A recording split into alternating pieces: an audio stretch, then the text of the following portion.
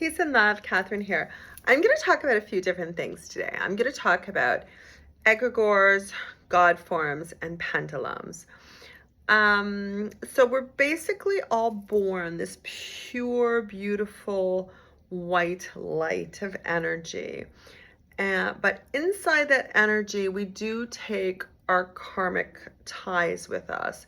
So we have an imprint within us, which is our dharma and our karma. So our dharma is our life mission. Our karma is what we came here to work out, maybe meet people, pay retribution for things we did in the past. And our dharma is our life purpose, the things that we want to do to make the world a better place. So it's not necessarily your job, it's just to be a better person. Your dharma is your life purpose, basically, and all of our life purposes is to evolve on a conscious level, spiritually, mentally, emotionally, and physically, to be the best physical version of ourselves that we can possibly be. So within our karmic ties of our little baby soul is this pure energy going, okay, I came here to repair what I damaged last time. And not just to repair what I damaged last time. Inside of our karmic ties are also, there's ties to the people that we didn't forgive from our past lives. Before I forget, please like and subscribe. Please feel free to share this video. So if we don't forgive people, that karmic bond is often as strong as a love bond. And it's not strong, it's a negative bond. So it's not strong in the way that we want it to be strong. It's a negative entity attachment, basically. So we brought that with us from our past lives of people that we haven't forgiven, people that have hurt us, that we have grudges against, people that I'm like, I'm never going to forgive that person. What they did to me was so awful. So that's within us when we're little children, and we really have to release that. And if you come in as a highly spiritually evolved person, you'll recognize that from the time you're young. You'll be like, oh my God, this horrible thing happened to me, but I wonder what I did to them in a past life. And everyone's spiritual evolvement comes at different times, is at different rates. Some people aren't as spiritually evolved as others. That is just life. Some people haven't had as many lifetimes. Some people remember their lifetimes. Some people don't. So for some of us, bad things will happen to us and we'll be just like, wow, I wonder what I did in my last life. But this is what we have to accept in this life. And we have to learn how to have a loving relationship with that person that's not being nice to us. So immediate forgiveness is really key. Somebody asked me last night about something that happened to me quite a while ago. I was like madly in love with this man that I was involved with. He stepped outside the relationship at least once, maybe more than once, probably more than once. And the woman that he had actually had an intimate relationship with came forward and told me like everything. And it was actually on her birthday. And thankfully I had a best friend with me at the time. And I was just like, wow, I can't believe this. Like I was so hurt inside. And my best friend was with me, one of my best friends was with me, and she was just like, oh my God, Catherine, are you okay? And I'm like, no. But I barely, I literally probably shed 2 or 3 tears. I hugged the woman. I'm like, oh my God, happy birthday. I'm so glad you're having a birthday party. And she's like, oh, please stay. And I'm like, no, thank you for the offer. I'm good. And then I left with my friend. And the woman last night asked me, how long did it take you to forgive her? And I said, instantly. I was very grateful that I've had to forgive so many people in my life that I'm capable of actually instant forgiveness. The only thing different I am now, and I love this person, this woman's a wonderful person, and it definitely changed the trajectory of my life, in which I am grateful. You always have to look at what you are grateful for. And sometimes you're like, this horrible thing happened to me and I can't be grateful for that. But you will not benefit from every situation. Somebody will, but it doesn't have to be you. So let's just say I'm walking down the street, and this actually happened to me a few years ago. I was walking down the street. I did get mugged in Toronto. I wasn't happy about it, as nobody would be. I did have quite a bit of money on me at the time. And he benefited from that situation. He got money, he got my purse, he got my personal belongings. So in every situation, both people don't necessarily have to benefit. And when you accept that as a reality, that is the truth. Somebody will benefit, and it doesn't have to be you. It could be the other person. Sometimes it will be you. And sometimes, hopefully, most of the time, it could be both of you. Like, you could enjoy each other's company, go out, have a wild time, be very grateful for the relationships you do have in your life. So you have to learn instant forgiveness, and it's really hard to do, especially for people that have been hurt from the time they were really young. And if you didn't learn to separate yourself from your abuser when you were young, you have to heal that child within as you get older. I noticed within myself, I was carrying a lot of negativity within me in my early 20s, and I was attracting these wonderful people, and I'd be in like amazing friendships, amazing relationships, and I would destroy them. Thankfully, the two men that I was involved with at that time, I guess I wasn't even 20, I was probably in late teens, were extremely loving, caring, completely understanding of the trauma that I had gone through. So they never held grudges towards me, even though I wasn't very nice. And one of them did end up cheating on me, and I didn't even blame him. I wasn't treating him very nicely. And the other one, we stayed friends after a little while, and he completely understood why I was behaving the way that I was behaving. And you have to really understand someone's past to accept who they are in the future, but you also have to take responsibility for yourself right now and make a promise to yourself that I'm not going to hurt anyone ever. And I remember when I was 12 and I was kind of mean to this girl, and she was also being sexually abused at the time, sadly, by one of her family members. And she was actually the one that I picked on, and I wasn't nice to her. And I went home and I just thought, Catherine, wow, you're such a horrible little 12-year-old. And I just thought, I'm never going to do that again. I'm just going to be never mean to someone again. Like, it's just it left me feeling so bad. And most of the time when people behave poorly to other people, if they don't take responsibility for the fact they did it, they're going to blame the other person. So I'm going to swear at you, scream at you, physically abuse you, do anything I want to, and say, you're too sensitive, you're crazy, it didn't really mean anything, I didn't really hit you that hard, I didn't really push you, the bruises aren't really from me, you're walking into doors, and the list goes on and on and on. They'll always make an excuse for your behavior, but that is narcissistic behavior. And a normal person will take responsibility for their behavior if they're emotionally intelligent enough to deal with their own darkness, to say, I did this, I hurt you, I'm sorry, I'm not going to do it again. And that's a hard place to be if you're not emotionally evolved. So you have to try to evolve to the extent where you take responsibility for your actions and you don't behave that way again. And people really should learn to take responsibility for their actions, as opposed to saying, you're too sensitive, you're crazy, I didn't really hit you that hard. That's so highly irresponsible for you as a human being to think that it's okay to behave that way, because it's not, because then you're just spraying your negativity all over the world. So as a child, you have to heal yourself as you're growing older, because a lot of people don't have the ability to heal themselves or to distance themselves from an abusive situation, especially when it starts off happening when you're young. Some young people do. I know I did. I completely disassociated with whatever was going on in my life, and I had this beautiful world outside of my life that I was happy, and I had friends, and I had healthy relationships. But I also recognize the fact that a lot of people take that pain with them into their life, into their adolescence, into being a teenager, into an adult. So no matter how old you are, you can heal. So my first exposure to healing the child within was actually through my mother, because she had actually had a book at home that was called Healing the Child Within. And I started looking at the book, and I remember saying to my dad, so what, I'm going to get tortured my whole life, and then I'm going to have to heal at some point in my life? And he goes, yeah, pretty much, that's it. My dad had an amazing attitude and personality and outlook on life, very open-minded, very open-hearted person. And but my mother's mother had died very young, so she had her own trauma. So how you heal the child within, you have to literally put yourself as a child, put yourself as a little, however old you were when that trauma started, 3, 4, 5, 6, 7, 8, 9, 10, whatever.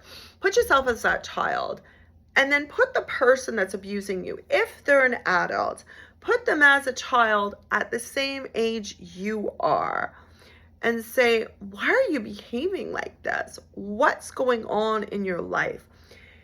And if you can do this from an intellectually evolved standpoint, you will hear why they're behaving the way they are. I do past life regression healing, and I've had it done on me, and I've done it on myself.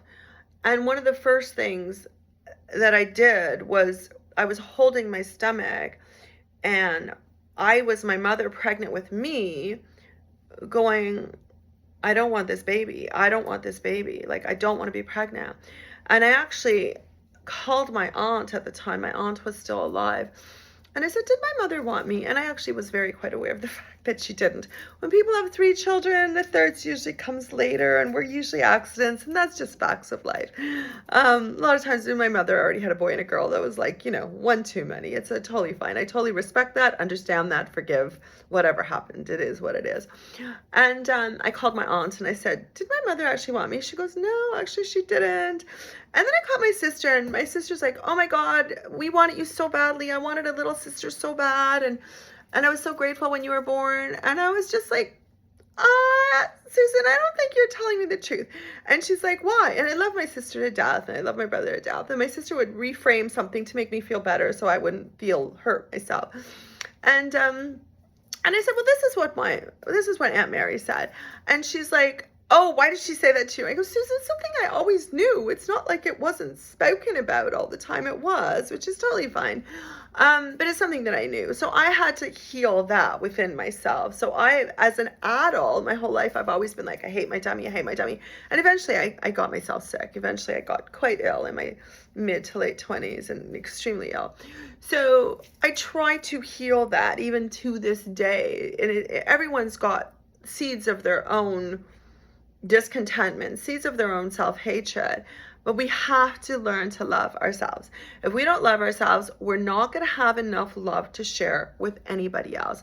And you could think narcissists love themselves, but there's something within them that's so broken that they don't love themselves in the way that they need to take care of themselves. They don't love themselves to the point that they need to know they need to have healthy relationships with other people.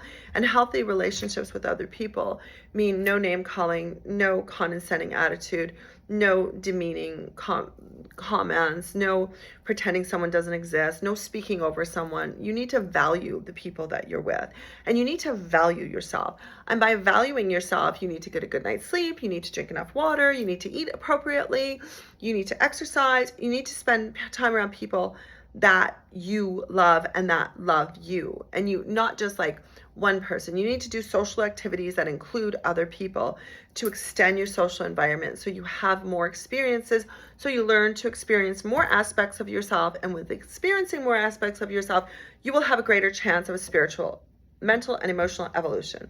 That's just life. The more we experience, the more we grow. So back to the child within. So you get that child, that adult, turn him into a child. You're a child. Talk to them. What happened? Why are you behaving this way? Let's be friends. I love you and you love me. I have complete forgiveness in my heart for everything you've done to me. Complete forgiveness. And I'm so sorry for what happened to you to turn you into this horrible adult that treated me the way you did, and maybe still does. And when you do that, I love me, I love you, you love me, I love you. I don't know, I might have said it a little bit wrong that way, but I love you, I love me, you love me, I love you. It creates this energy of love, like, and just send them so much love. And because people feel energy, you could think people don't feel energy, but I could feel it if someone wishes me bad energy. I could feel it if someone doesn't like me. I know I've had people close to me that haven't really respected me or liked me. I know that. So I just choose to remove myself from the situation because I need to respect myself. I need to give myself boundaries. I need to know that I deserve respect, kindness, consideration, and love, because that's what I want to give out to everybody. So you work on that relationship as a child, and as you're both children, trying to heal them, and within healing them, you heal yourself. So also in doing that, you can go step number 2. Catherine, I'm this little child, and Catherine, I'm an adult. I could take Catherine as a child and say, I'm taking you everywhere I go, and I will always protect you. I will always watch out for you. I will always keep you safe. Nothing bad will ever happen to you because I will be there to protect you. And within doing that, you heal your inner child. So I have done that. I've always asked for a higher self protecting me. I've always asked for guidance from God. I'm going to go into the pendulum and God form and egregores. So basically what happens in this childlike energy, pendulums come up and sweep us up. So lots of things are pendulums. Religion, culture, countries, families, were taught things. So I was taught love, compassion, wisdom, joy. If I would get sad, my mother would get up and dance. She had the most amazing coping skills of any woman I met. I would like be a little kid and I'd be like, I'm sad, and I would like start to cry. And my mother would get up and dance. It was like a beautiful thing. And she would make me dance. And I still do this to this day. Like if I'm really sad, I'm just like, okay, energy shift, get outside, go for a walk, no matter what time of the day or night it is. Or play some music, dance, watch some comedy, do what you need to do to make yourself feel better. So pendulums come in, and pendulums, in my opinion, are dark energy. And I know some people think that pendulums can be of loving forms and stuff like that. I think those are more God forms and love bounds. And I see pendulums as dark. And a lot of people say, like, even Hitler was part of a pendulum. Gang mentality is a part of a pendulum. Gang rapes, gang robberies, anything where it comes multiple people and even two people, but they're usually part of another pendulum, of a darker pendulum. So what happens is, if I'm taught forgiveness, love, and all these things, then I'm part of this beautiful light source energy.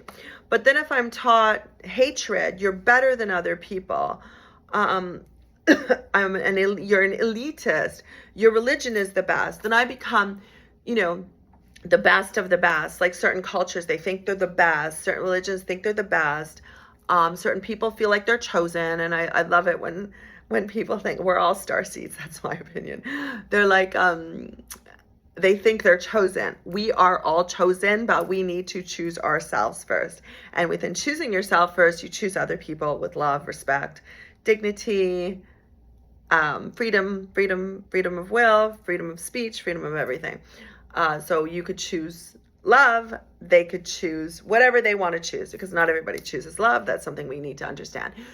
So a pendulum energy is, you'll notice this within yourself. When you start hanging out with people and you start behaving like them, energy needs to match. So anything in a quantum physics level needs to match. So that's why people with a higher energy vibration generally attract everything. We attract the light, but we also attract the darkness. So, but you'll feel it when you're around certain people. You'll feel your energy start to shift. You'll feel your energy go higher, or you'll feel your energy go lower. And that's all based upon their energy. Going to mention this book, Reality Transurfing, Vadim Zealand.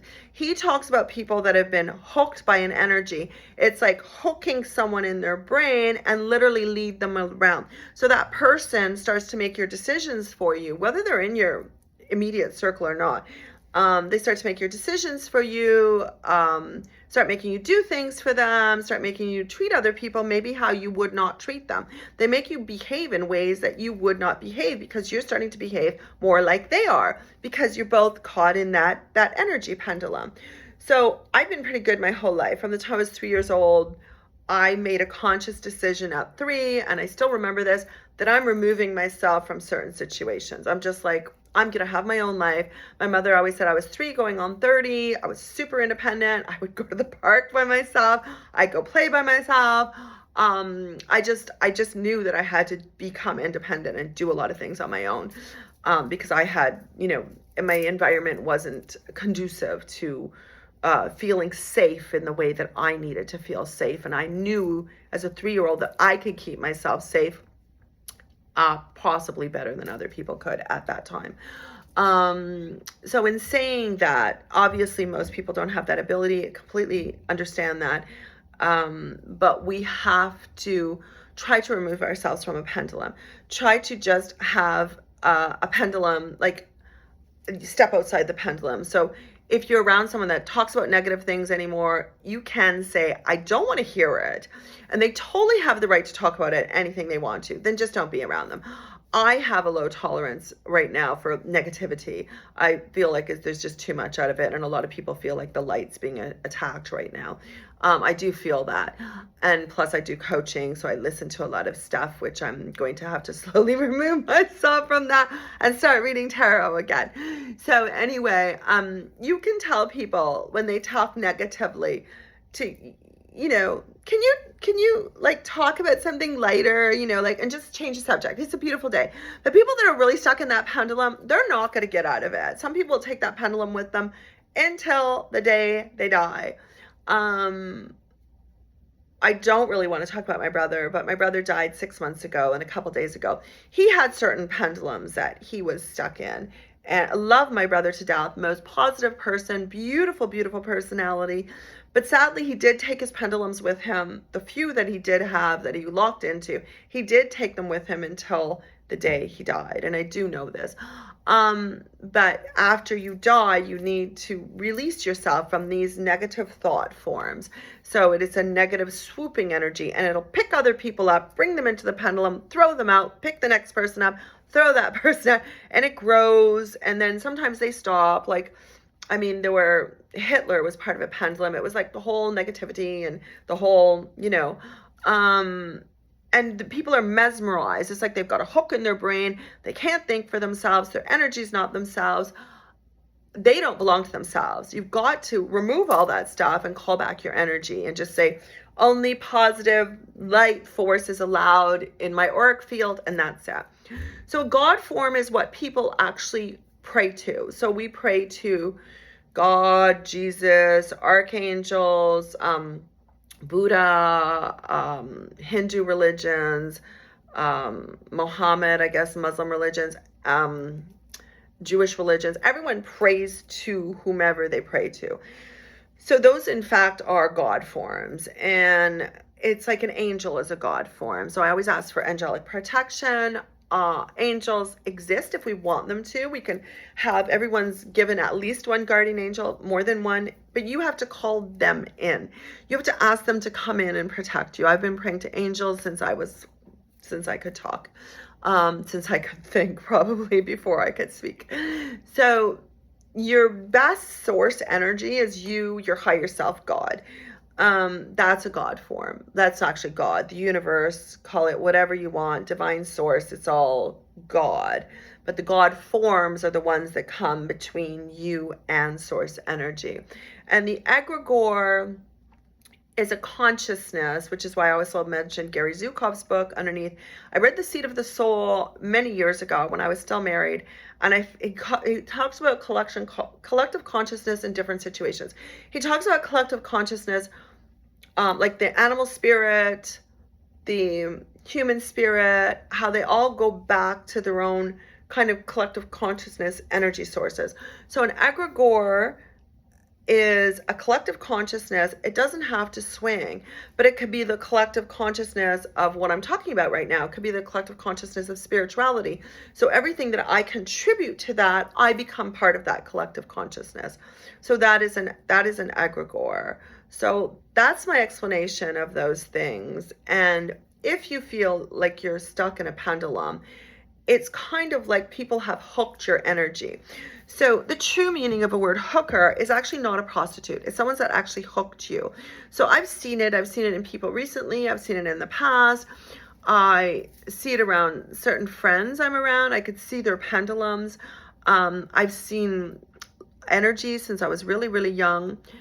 And I could see energy coming out to try to hook me sometimes. And I could see other people's energy that are hooked to people. So it's the most strange thing. So some people use archangels to cut that. You can actually just imagine yourself cutting it with a knife and blessing it, sending it back like in a fiery cord of light.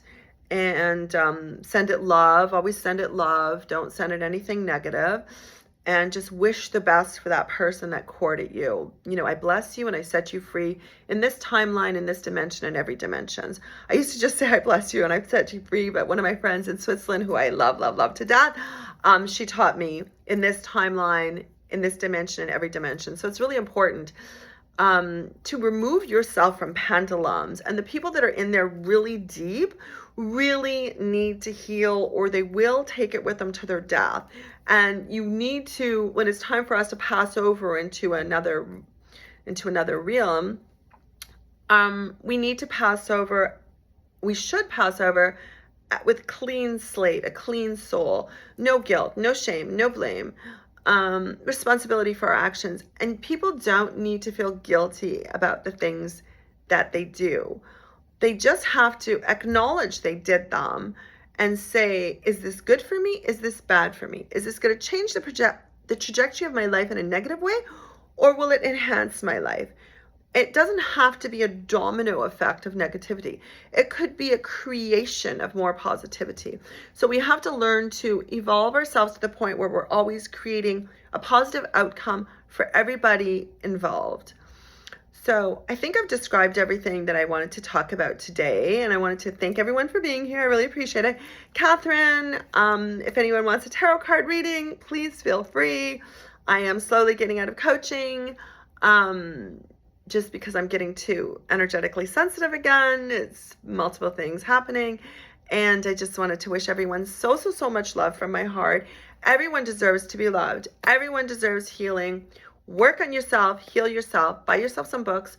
If you don't heal the child within of your trauma, all the meditations and positive affirmations that you do will not be enough. You need to take responsibility for your actions. You need to take responsibility for everything you do that causes harm to someone else. And I know people will think like, it's not my fault if I said something and that hurt someone, because that just means they're too sensitive. Recognize the fact that you're saying something hurtful, because if I tell someone they're beautiful, they're probably not going to take offense to that. If I tell someone they look amazing, they're going to feel better about themselves. I can remember during one of my times where I was so sad, and my sadness will come and go pretty quickly, because I'm pretty good at feeling better about myself. Even the most traumatic situations, I've always been really good about it. And some gentleman downtown just held the door open for me. And I was like, wow, that's just so kind of you. I was just so grateful. And I know people could think like, oh, maybe nothing bad's ever happened to you. And I've had that said to me before, because I don't like to talk about things that have happened to me. And I'm just like, wow, that's so interesting. Like, you don't know me. But I remember a woman that I met when I was in my 20s, and her husband had an affair, and he was leaving her while she was pregnant, and she had a few kids at home already. And I remember what she said. I was so worried about her. I was like, do you want me to bring you groceries? Do you need anything? Like, are you okay? And she's like, I'm totally fine. I'm going to sell my house. God, like, the universe threw me lemons. I'm going to make lemonade. I'm going to get an apartment. I'll get a job. I'll be completely fine. Don't worry about me. And I was just like, wow, you're just such an incredible inspiration for people that go through a hard time. And her husband did end up coming back, and they're happily ever after. Sometimes when people have been together when they were really young, the road's always not smooth. Anyone that's been in a relationship knows that. So yeah, I was specializing in relationship counseling. I am still going to do past life regression therapy and tarot. So if someone wants to reach out for that, and maybe a little bit of relationship coaching, I'm not sure. As long as you're positive, I can probably handle it. Peace and so much love. Wishing you healing, because everyone deserves to be loved. Everyone deserves to heal. Just make sure you're not hurting anyone else in your path of healing. Peace and love. Ciao for now. Bye.